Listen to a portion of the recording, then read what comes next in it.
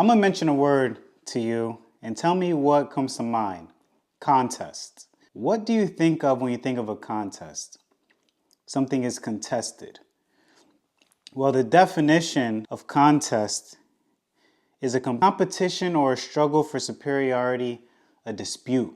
Jesus' world that he came into is a lot like ours, and where you go on YouTube and there's a billion different voices and you think which is the right one. I know, just for me, that I had got to a point where I said, I'm kind of tired that there's always a competing revelation. And I want to use the word contest to explain that. Now, the Bible is full of contests. We find in 1 Kings, Elijah having a contest with the prophets of Baal. And he's up on Mount Carmel, and Israel has been in apostasy and just led astray by Jezebel, evil Jezebel, and in worshiping other gods. They've been doing this for some time. So Elijah, he's not going to debate this. He has a contest with the prophets of Baal, and he says, okay, so we're going to both build altars and we're going to call on our gods to respond. And whoever responds is the truth. So they take up this contest, and Elijah goes all out. Not only does he build his altar, but he smothers it in water and everything because he's confident his God is going to respond. Well, we know the story goes, Elijah calls down fire and the whole altar sacrifice is consumed, even though it was drenched in water. The prophets of Baal are gyrating and doing all sorts of stuff, but there's no response. Nothing has happened.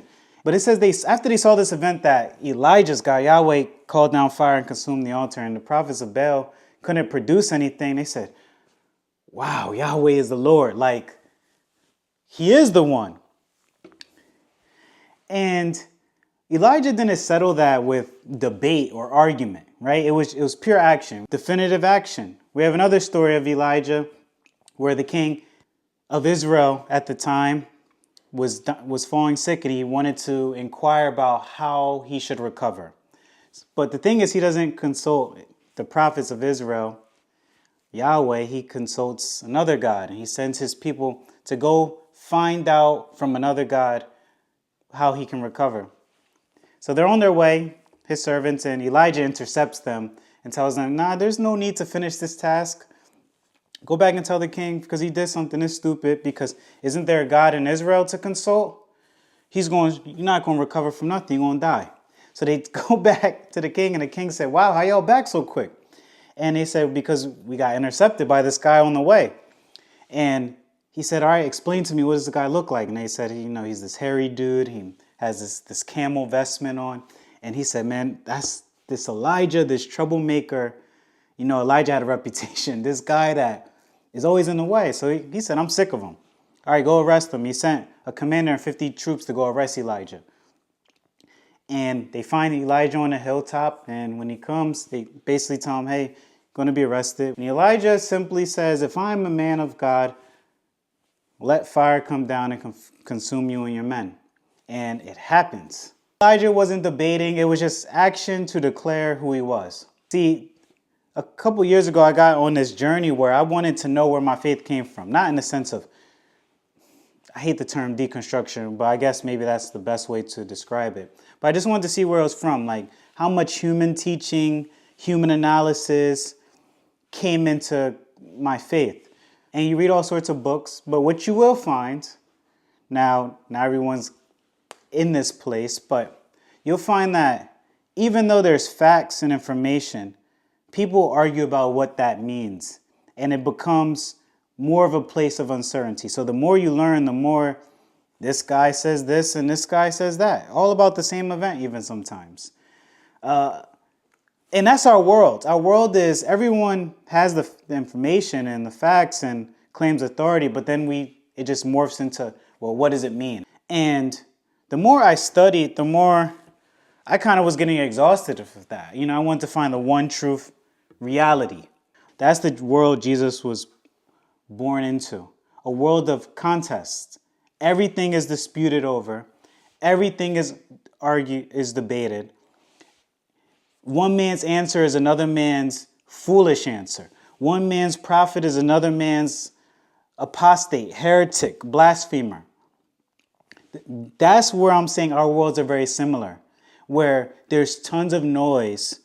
Everyone's claiming something, but there's no adjudication, definitive, this is it, debate over. There's just more words, more debate. Josephus, who is a historian of Jewish antiquity during the Roman period, he talks about a story where there were Samaritans and there was Jews, and they were soliciting the king of Egypt at that time to settle a dispute. The Samaritans were saying that the temple followed rightly in Moses' prescribed way, supposed to be at Mount Gerizim. And the Jews were saying, it's an abomination. So they had the king of Egypt adjudicate that and say, hey, make a determination. And guess what the terms they agreed on? They agreed on the terms that whatever side is wrong, which can't prove his case well enough, will be executed. And they agreed to those terms. So the king hears the case. Fast forward, he sides on the side of the Jews, that the temple belongs in Jerusalem, and the ones arguing on the Samaritan side were executed. So imagine your YouTube video, you're making a case, and if you're wrong and someone makes a better case, you're executed. That's just part of the intellectual, religious, fervent world that Christ is in. Again, contest. There's a puppet Roman king on the throne of Israel, not the Davidic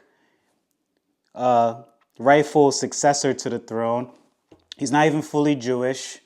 You have the Pharisees, the Sadducees, the Essenes, the scribes, the Herodians, the Samaritans. Everybody's making these claims. So again, everything is contested.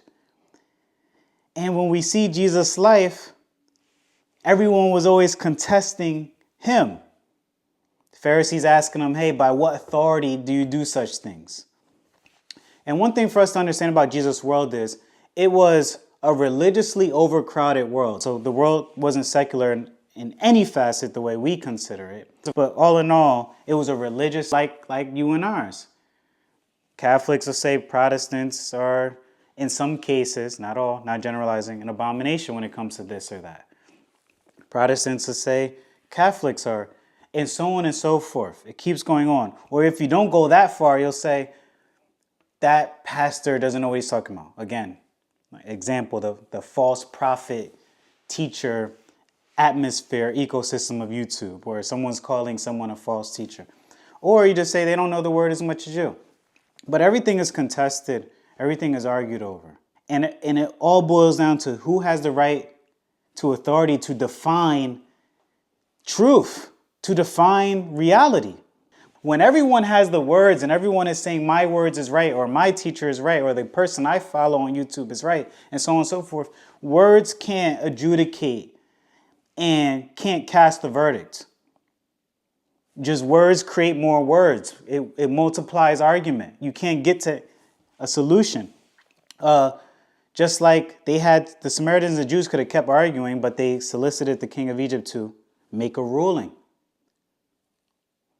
That's the world Jesus comes into. He comes into a world of worshipers. The backdrop of it is, right, John the Baptist is dunking everybody in the Jordan. He's baptizing people.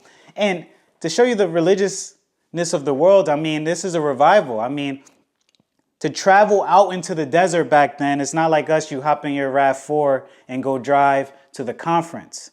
You have to travel. So to go, through bandits and face danger, and you need sustenance for your travels, and you're on foot and everything, like to go out into the desert to get baptized by John the Baptist, this guy who's eating locusts and honey and wearing these vestments that's kind of like Elijah.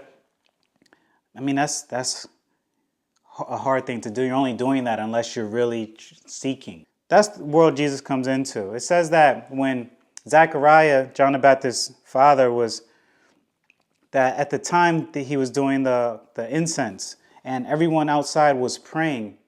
Again, this isn't a world that people was kind of nonchalant. They were very kind of, they were expecting a visitation from God. They were expecting God to move. And that's the world Jesus was in. That's just one aspect of the religious world. Now you think of the Sadducees. They were the priestly class, or more well-off, affluent class that governed the temple and the place God commanded for worship and sacrifices. They are the ones that claim succession from Zadok, the high priest, and they are the ones that have the right and credibility to interpret and to say what is true or not.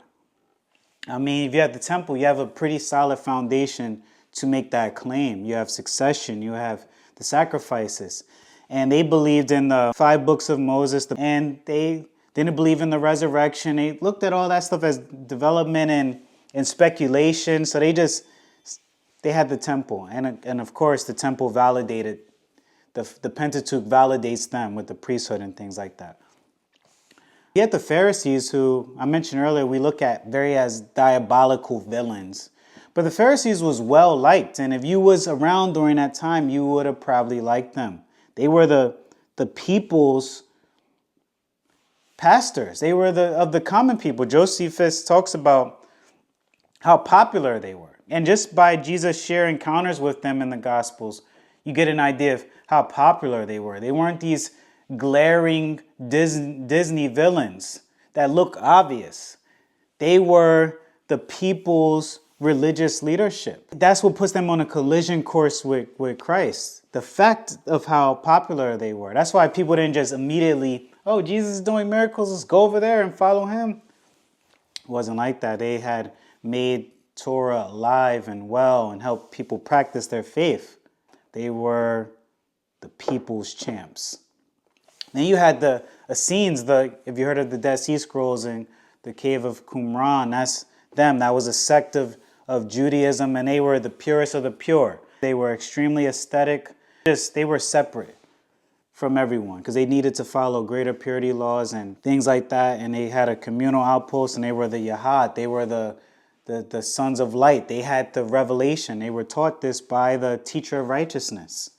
So they had the truth. And everyone else was counterfeit or a downgrade. They had the truth. So you got the Sadducees, you got the Essenes, you got the Pharisees, and then you got the scribes. Think of your scholars, but don't think scholar in complete secular way. Think of scholar like, I know the original Hebrew. I know the original Greek. They are the masters of the text. They are the most learned, most educated.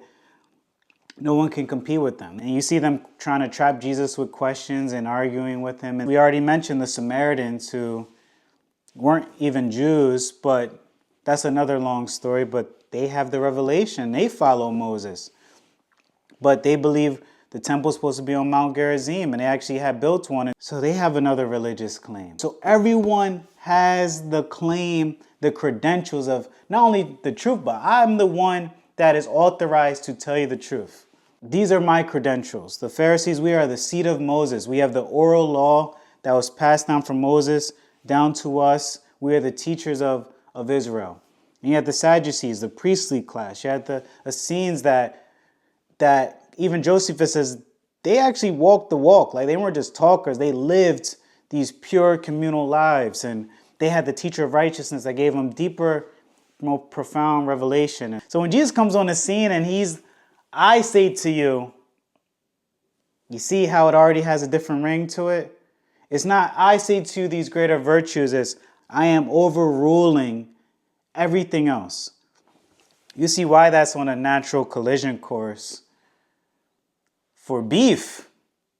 Because by nature, if I get up here and I say, I have this revelation that God meant such and such, by default, I'm challenging your revelation of it. If it doesn't align with mine, I'm telling you yours is not accurate. Might not be calling you a false teacher or anything, but by nature, I'm competing with yours. So when Jesus comes and says, I say to you, if no one else been saying it, then who does this guy think he is? And that's literally what it says happens on the Sermon on the Mount. The crowd says, wow, he's teaching with authority. Not like the scribes. They said, he talking like what he says matters, and kind of anyone else better get in line. Christians are trained to, how can I apply this morally? How can I be a better Christian? But look at the crowd. That's not how they understood it. And if you kind of look at it as Jesus is just applying morals, the Sermon on the Mount is incoherent. It doesn't make sense. Like, for example, you are the salt of the world, and if salt loses its saltiness, it's worthless. It's just to be thrown out. and trampled underfoot. That's kind of kingly talk. That's adjudication talk. That's not lesson. That's, if it ain't what it looks like, I'll throw it out. We see Jesus talk like that all through the Sermon on the Mount. Curses the fig tree. It appeared to have, it had leaves, but it didn't have fruits. He tells the parable of the vineyard where the vineyard is not producing fruit, and the owner of the vineyard says, then I'll tear it down. If it's not doing what it appears to do, it's within my right to get rid of it. Jesus steps on the scene talking like that. Let's enter into a debate about who's the truth or not. I say to you, and that's it. Who do you say that I am? Well, he asks them first, who does the people say I am? They start naming the prophets, Jeremiah, Elijah. King Herod literally thought, this is Herod the Tetrarch, not King Herod the Great. This is his son. He literally thought Jesus was John the Baptist risen from the dead doing all these miracles. So they know Jesus is somebody, but they can't pinpoint exactly what. And that's where Peter says, you're the Christ, the Son of the living God. And Jesus says, flesh and blood did not reveal that to you, but my Father in heaven. Supremacy. If you're in a religious position of prestige, you're threatened to be in the back, to be demoted. Because there's someone here that has the last word. We don't need your endless lectures and speculation anymore. But the part that's like Elijah-ish, but greater, obviously, is Jesus doesn't rely on his teaching to prove this point. He used, like Elijah, if I'm a man of God, let the corresponding action prove it. If I am a man of God, let the fire come down from heaven. No debate, actions. And when Jesus had, the paralytic man was lowered through the roof, and Jesus told him, sons, your sins are forgiven. It says the scribes and the Pharisees were there, and they were like, who is this guy that can forgive sins? What kind of statement is that? And look how Jesus reasons. He doesn't debate them on it and start quoting Deuteronomy or start quoting Exodus. He says, so that you know I can say what I just said, I ask you, what is harder, to tell a man his sins are forgiven, or tell him to pick up his mat and get up?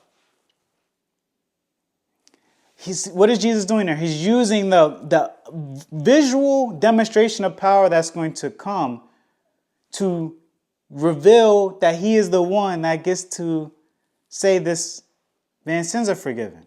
Jesus didn't rely on his message to authenticate himself. He uses demonstrative power to authenticate himself. He says to the Pharisees, if you don't believe me, believe the works. If you don't believe my words, believe the works, what you see. When John the Baptist, he's in prison, he's kind of stressed. He's the one that pointed Jesus out, right? He started the Jesus movement. He called everyone to his attention. This is the Lamb of God. Remember, John the Baptist was extremely popular. People was going out into the desert to get baptized from this man. It got no bigger than John the Baptist. And the Pharisees even had to respect John the Baptist because that's how much following he had for being a righteous man. But he's in prison. He's thinking, man, because he's not Christ, so he doesn't have all the answers. He's thinking, are you the one, or is there someone else to come? And he sends his disciples to ask Jesus that, and Jesus says, go tell to John what you have witnessed. The mute speak, the lame walk, the blind can see. He doesn't get into a debate and quote Judges or 1 Samuel. He says, go tell them what's happening, what's being witnessed. That's the answer. No big explanation. When Jesus raises Lazarus from the dead and he prays, he doesn't pray for the capacity to be able to do the act of raising Lazarus from the dead. It literally tells us why he prays out loud, and he says, so the people can see this communication, they can know I am from you, and they can witness me telling Lazarus to rise so that they may believe. He's basically saying that they may see this evidence of I am who I say I am. So when we box Jesus into what did he say, Jesus uses the demonstration to prove he has the right to say it. That's what's actually more important. Because our world is like Jesus' world. People weren't arguing whether Moses was from God. That was a given. You had to argue within that framework. They were arguing who more or less knows better what Moses meant. We have Moses' claim and we understand him the most. Same way our discussions now are who understands what he meant the most, who's the most faithful to him. It's all about us. So Jesus comes in, that's dangerous. He's coming into this world that people have those type of claims and those sort of opinions of yourself that makes you very passionate, very fervent. And not to mention, I forgot about the Sicarii, the zealots, the ones that believe in national deliverance, that God is just waiting for people that has the bravery to act because God is with them and they will overthrow Rome with violence. And so when you all have these seats occupied, it naturally puts Jesus on a collision course because he's not coming to join the debate. He's coming to end the debate. Because when everyone's talking, the way you answer is not by more talk. It's by transcending just talking. See, everyone else got to talk. Jesus is, I call forth and the dead rise. So who do you listen to? And that's why Jesus, you remember, he tells, woe to you, Bethsaida, woe to you, Chorazin, woe to you, Capernaum. If the works were done in you, were done in Sodom and Gomorrah, they would have repented long ago. But you, I'm umping them all in, but the curse is the same. You will be dragged down to the lowest hell because you're debating someone's interpretation of the scriptures, especially when there's so many interpretations of the scriptures. It's another thing when you see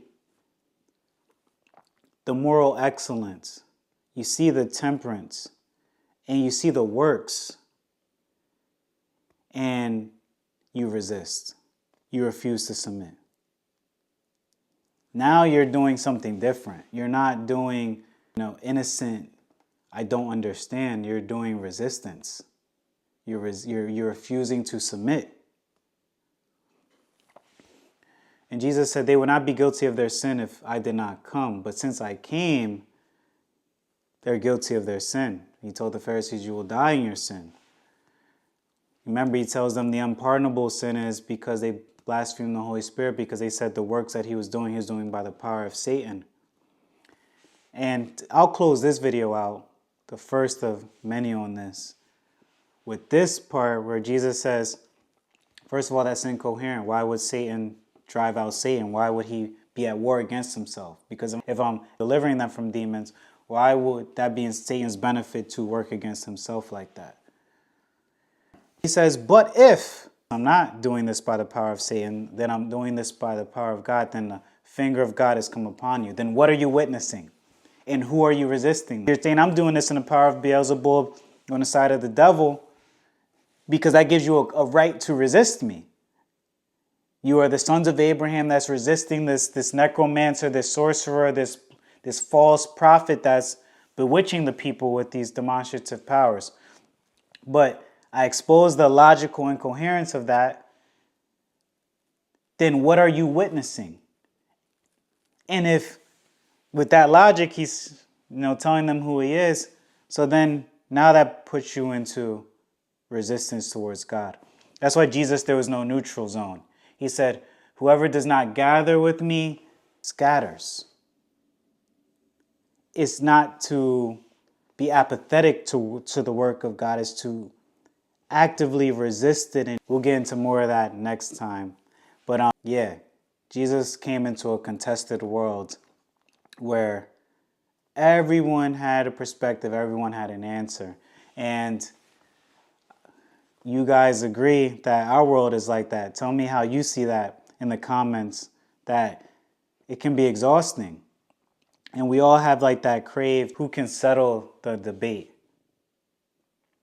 And that's what Jesus offered when he showed up in the synagogue and started preaching and attesting to who he was.